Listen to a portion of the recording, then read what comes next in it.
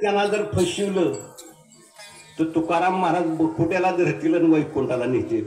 प्रत्येकानं जडून बसले. कोण घरात, कोण कोण तर माचुळी खाली जडून बसले.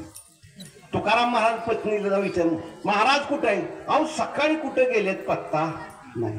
तो घरातूनच माचुळीत नव्हती. बरं झालं बायकोनं सांगितलं, नाही तर माझ्या बखुटीला धरून वैकुंठाला नेला. शेवटी तुकाराम महाराज म्हणले, काय ह्या लोकांना काही यायचं नाही. शेवटी तुकाराम महाराजांनी सांगितलं, हात जोडून आण. अरे बाबा, हंकारून सांगे तुका, नाम घेता राहू नका. अरे बाबा येऊ नका, पण निदान माझ्या बरोबर देवाचं नाव घ्याला तरी.